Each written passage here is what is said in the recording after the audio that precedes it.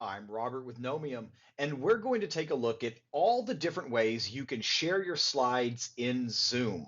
We're going to focus specifically on the functions and features within Zoom. We will take a quick look at virtual camera add-ons at the end of this video. In this video, we're going to cover first the traditional way of sharing your slides, which is the traditional way of sharing any screen or any app within Zoom. Second, we're going to take a look at the traditional virtual background method that we can use when we're uploading images like you see here, or uploading slides that we would like to have behind us. Third, we're going to take a look at the new Zoom feature where you can use your PowerPoint as virtual backgrounds and remain on the screen as a video. If you're confused by that, don't worry, I'm going to walk you through it. Through each of these methods, we'll also take a look at the tips and tricks that will help you while you're viewing Zoom as a host or when you're watching other people share their content. And as I mentioned, at the very end, we will take a look at how to add a virtual camera because a lot of third-party apps have some great slide sharing functions as well. So let's get started. Let's first take a look at the traditional method of sharing slides or any window in Zoom. If you're the host or co-host, you should be able to do this automatically. And if you're an attendee or a guest, you may need to get permission from the host in order to share.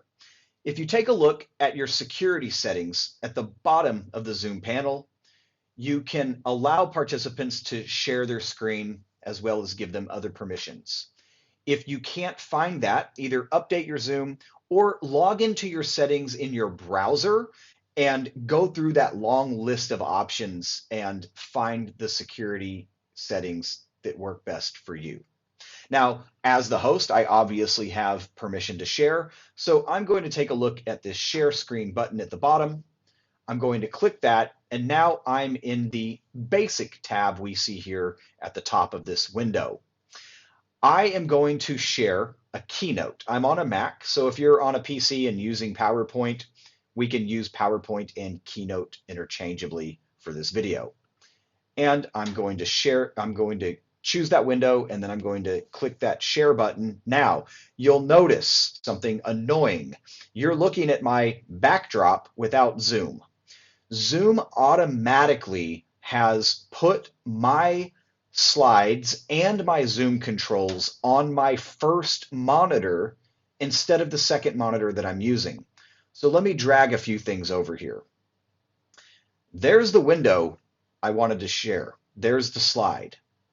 Now, also, I can take my participants box and move that over, and I can take my Zoom controls that appear when I'm sharing and put those back where I want them. This is an annoying Zoom feature. I don't even want to call it a feature, but it's something that happens and I wish it didn't. You'll notice also I have this button for resume share. Your screen sharing is paused. That's because I chose to move this window around. For security, Zoom automatically stops sharing that. So I need to go back in here and resume share. You'll notice that this green box has appeared around that window. And if I pause sharing, it's going to go to orange. I resume share, it's back to green, letting you know what your audience can see. If you're in doubt of what the audience can see, consider getting a second account, a second Zoom account. They're free, and you can connect through a second computer, through a phone, or through a tablet, and you can monitor what your attendees are seeing. So back to sharing. At this point, I am sharing my keynote, or this could be a PowerPoint, and I'm going to filter through slide 1, slide 2, slide 3, back and forth as much as I want. Before I stop sharing that, I'd like to show you there are some window functions here where I can choose to see fewer people, more people, but there will be a maximum. If you are using dual monitors like I am, If you go into your Zoom app settings, you can choose dual monitors, and there's some other settings that allow you to have the full open window where you can see all 25 or 30 of your participants. I'm not going to go into that right now, but that setting is there if you don't like this condensed version that you're seeing on my screen. So let me stop sharing. And now finally, we're back to the way Zoom should look. And I wish it looked that way, especially when I'm screen sharing anything. Now, let me take a look at a common mistake that a lot of people make when they are sharing through this traditional method.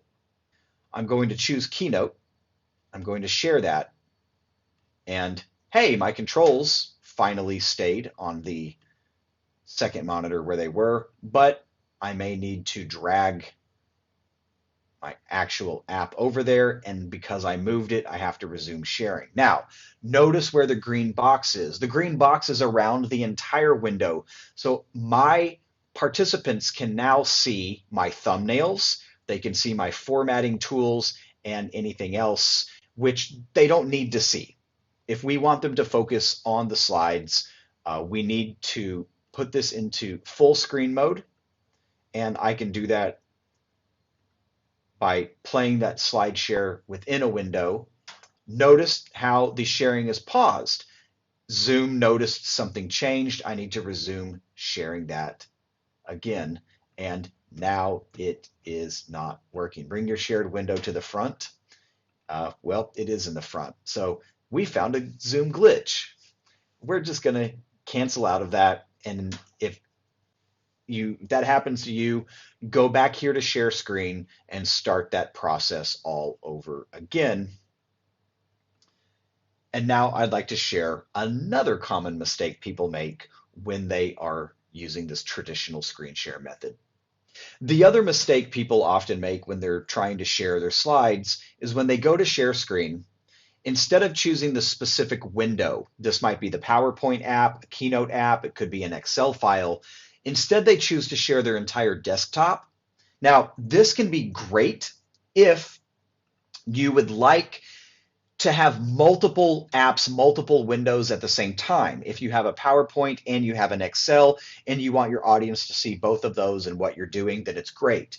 But if I only need to show my PowerPoint slides, if I share my entire desktop, I've got my other files on there I may not want my audience to see. And if I have notifications that pop up, I have no idea when other people might message me. And if I do allow notifications, it could be potentially embarrassing or just simply confidential information the rest of the world doesn't need to have their eyes on. In the traditional screen share option, there's one more tip that might be useful for a lot of people, and that's sharing part of your screen. If we go into share screen and we go to advanced, and we go to portion of screen and we choose share, a green box will appear. Now, it's appeared on my first monitor, so I'm going to move that over. Notice my screen sharing is paused. And when I release this, it starts sharing again. If it's going to pause, I really wish it stayed paused until I chose to share it again. Because right now, anything inside this green box is visible to the rest of my audience. But I can adjust that. Notice how it goes to orange. It's not being shared. But as I reposition it over my slides, now what is in the green box is the only thing the audience can see. So because you're viewing my entire monitor in this video, you can see my thumbnails, but my audience on Zoom can't. This is a great option if I need to see my thumbnails to know what's coming up next. I can flip through using my thumbnails, and in this method, because I'm not presenting through Keynote or PowerPoint, I can make an edit live, and of course, my participants can see that as well. So far in this video, we've taken a look at what we can do when we are sharing our content, but it's important to understand what our participants are seeing when we are sharing.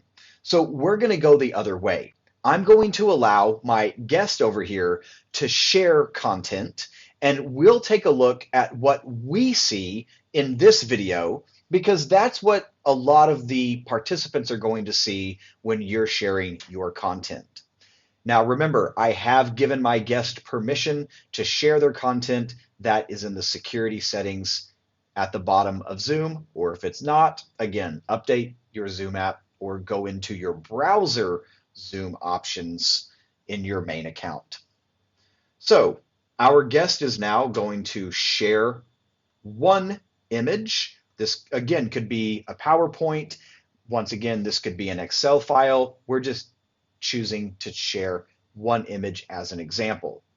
Notice this takes over almost all of the screen. My video is a small thumbnail. This is a problem if you want a lot of visual engagement and if you want the audience to focus on you, the human, the presenter, the facilitator, and not the slides. So, what can we do about that? Well, when we start talking about virtual backgrounds in a moment, that's what we can do. And we'll take a look at how we can remain large on the screen. But when we're using this traditional share screen method, a couple of things you can do when you're viewing is go up here to View Options and choose Side-by-Side mode. Now, only for my view, I can drag this and I can increase the window quite a bit. It allows me to see the other participants. I can, of course, go between speaker view and gallery view. We're not looking at that right now. But the problem is this is for me. This isn't what the rest of my attendees and my participants see. So I might need to advise my attendees to go into side-by-side mode and make the screen about 50-50 so they can still see me, the presenter, to keep that human engagement so the slides don't become the focus of the presentation. One other thing to look at since we're here is if we go up to View Options, this is where I can annotate if I have annotation permissions. The annotation toolbar does not pop up automatically. We have to go to View Options, and the security settings have to be set up to let other people annotate. When we annotate, no matter what they're sharing, if they're sharing a PowerPoint, if they're sharing a whiteboard, if they're sharing an Excel file, this allows us to type text. It allows us to choose which kind of things we can draw. There are some stamp features as well as arrows and other formatting and erasing options.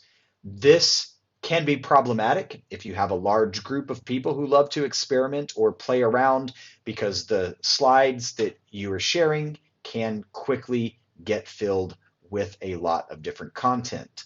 Once again, security settings will help you choose and give permission for who can annotate and who can't. I'm going, instead of asking my participant to stop sharing, maybe I've decided they've gone over time and they're not listening to me, I'm going to stop their sharing and they could start sharing again.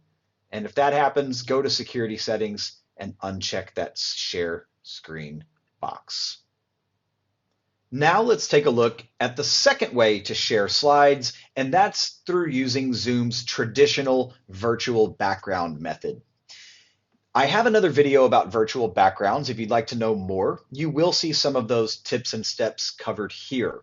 Keep in mind, if virtual backgrounds are not working for you, you may need to adjust your background, you may need to adjust your lighting, or you might need a green screen, and even a piece of green fabric behind you should do the trick. To get to virtual backgrounds, you can go to your settings in your app, or the easiest method is go here to stop video, but you don't have to stop your video. Take a look at this little option key. We're going to click that, and we're going to go to choose virtual background. Now, this is my settings. So if you've gone to your app settings, it should open this window. You can just access it here directly through the main Zoom window. Now, I've got a collection here of all my different virtual backgrounds that I've already uploaded and used in the past. One of the things we can do is simply click on any previous background we have, and it should be there ready to go.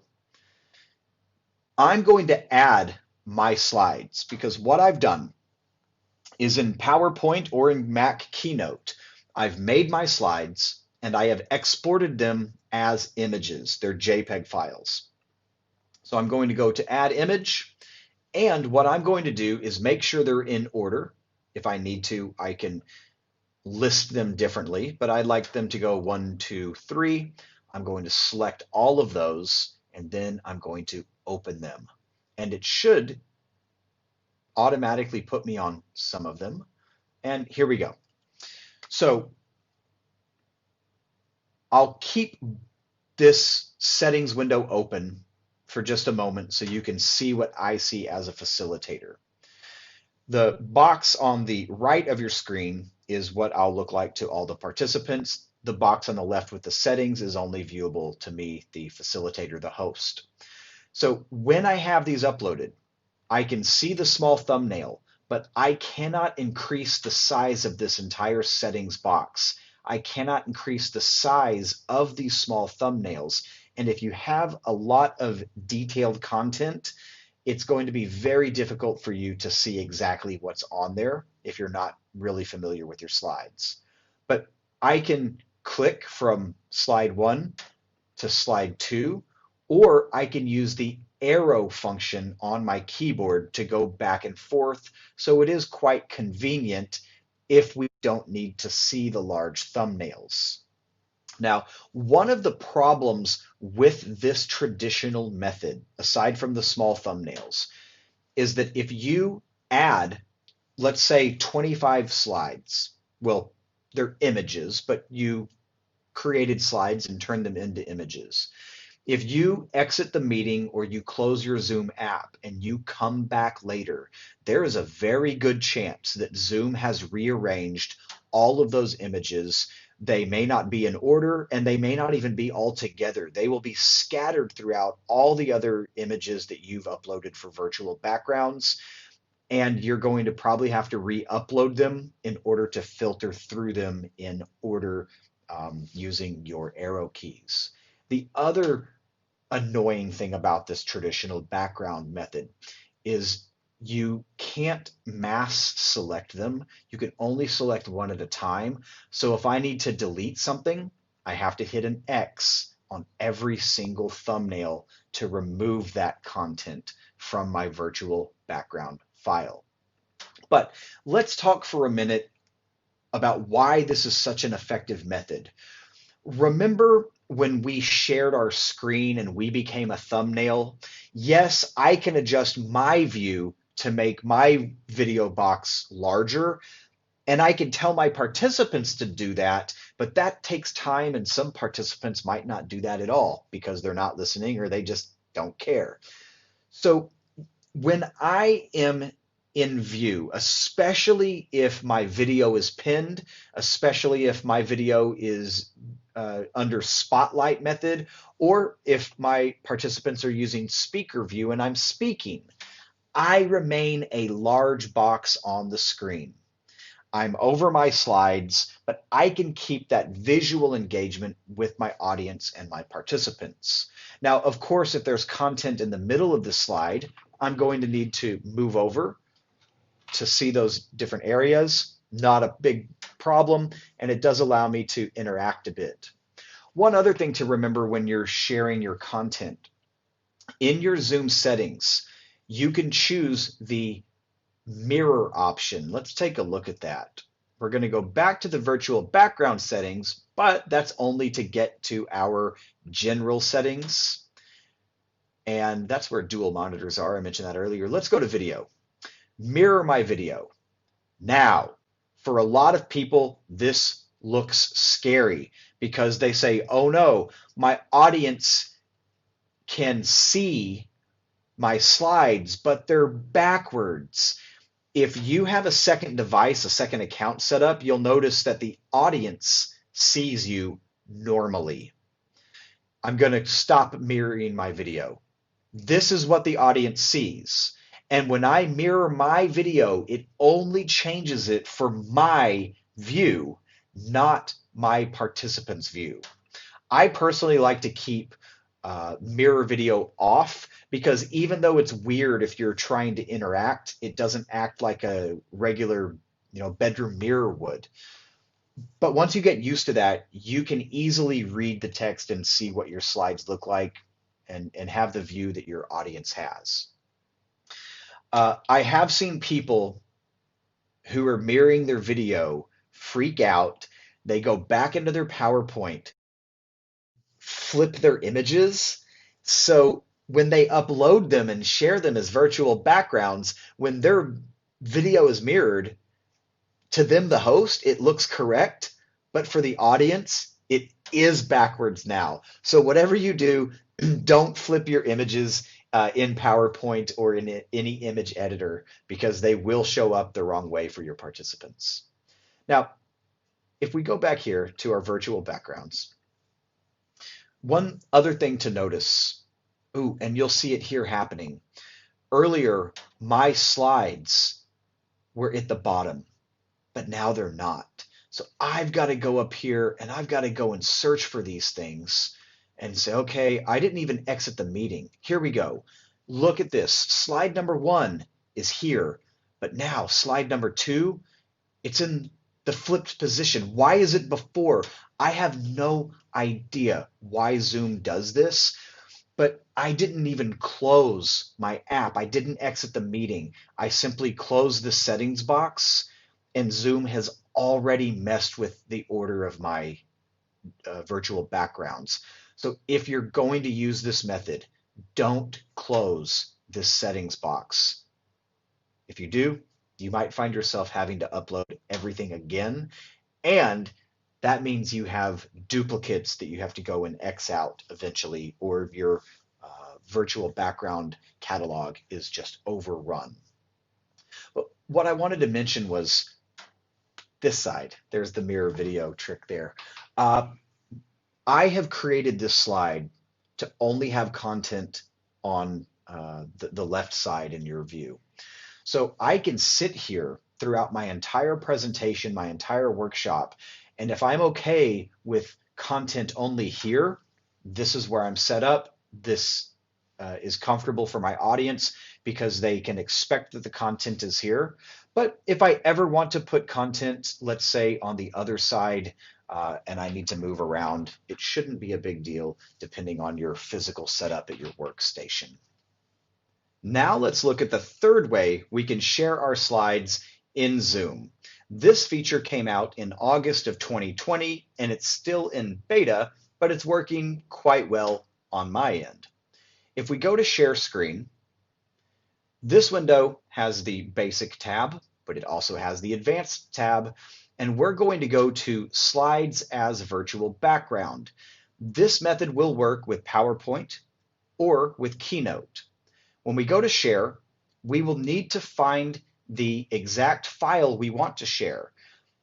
This is not the JPEG method.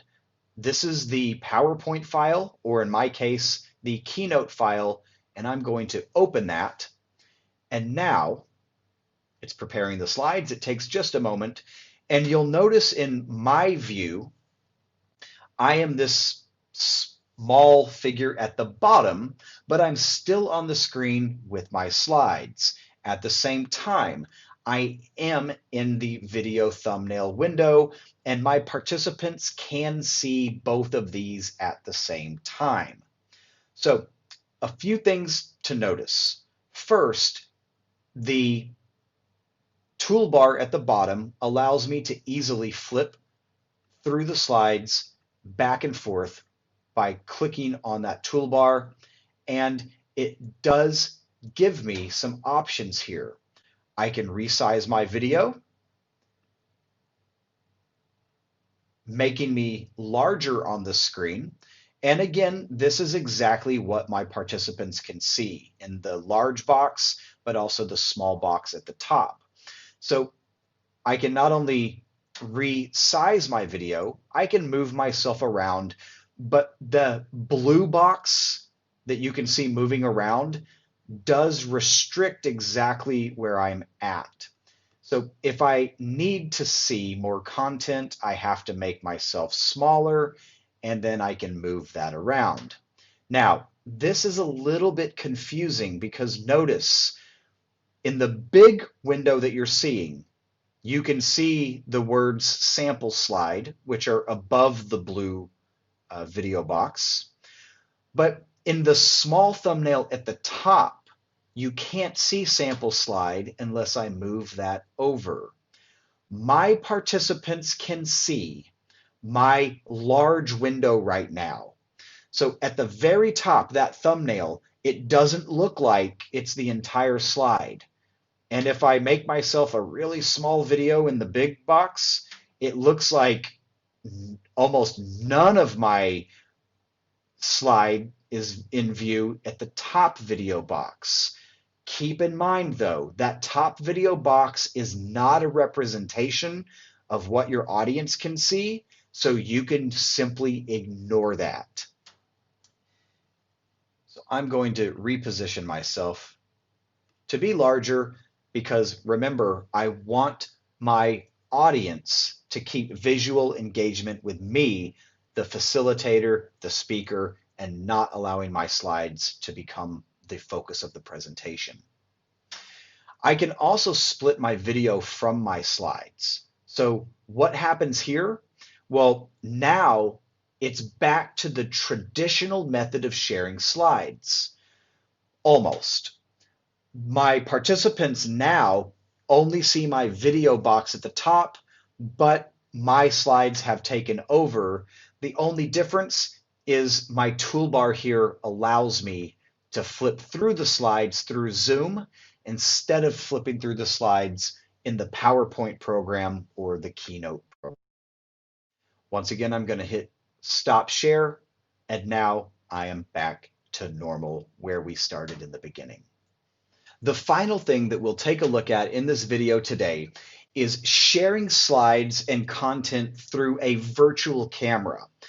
There are a lot of third-party apps that record video live, and then it feeds into Zoom, and we can simply choose that like it's another webcam in our options. We'll take a look at that in just a minute. Now, I'm not going to dive into the specifics of any of these apps, but some of the popular ones are Prezi Video, which I have another video tutorial about, Minicams, OBS, Snap Camera.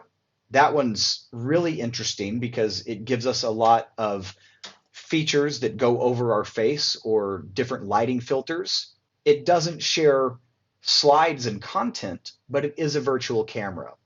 Today, we're going to take a look at the app, just how it appears in Zoom. So when I go back to my video options, these are the different webcams that I have, and they're the different virtual cameras that I have set up. So I'm going to go to this camera app, and now my video is coming through the app. Keep in mind, anything that I do to manipulate the slides or this video that you're seeing through Zoom needs to be through the app or whatever third-party virtual camera that I'm using. I can still share screen and use all the other functions that Zoom has. But if I want to move this video window in the app, I'm controlling it through the app, and intentionally I'm to you because this is not a video about the app. But some of these apps are really good because we can make ourselves smaller, we can make ourselves bigger, we can move around, and through using the different apps, we can share slides, we can share images, and again, moving around when we need to hide things or when we just want the audience different content. One final thing that you'll notice with a lot of these third-party apps is my virtual background through Zoom, this sky and these trees that I've had throughout this entire video, it is still being picked up by Zoom. And for a lot of us, that is an advantage. And if we get really creative, we could move this video through the app over certain content that we want to show through Zoom's virtual backgrounds. I don't mean to confuse that, but my recommendation is go and experiment and see what works for you. And at any time, we can go back to our regular webcam, and the third-party app doesn't have any more relevance until I turn it back on or connect it through this different menu for which camera I want. I hope you found this video helpful and that you've learned some functions, tips, and tricks about Zoom that help you whether you're hosting or whether you're attending your next Zoom session. To review, we covered the traditional way of sharing slides, the traditional virtual background method, the new slides as a virtual background method, and we took a look at the third-party apps that we can use as virtual cameras. We also looked at some view options and setting options along the way. My hope is that you've not only learned something that will help you, but ultimately allow you to engage with your audience and your fellow participants better. If we can stay on the screen, maximizing our body language and our video image for our participants, we probably are keeping their attention better than slides and text. If we are a large video instead of a small video thumbnail, chances are people like to look at us. Have a great day, and if you have any questions, we would love to hear from you.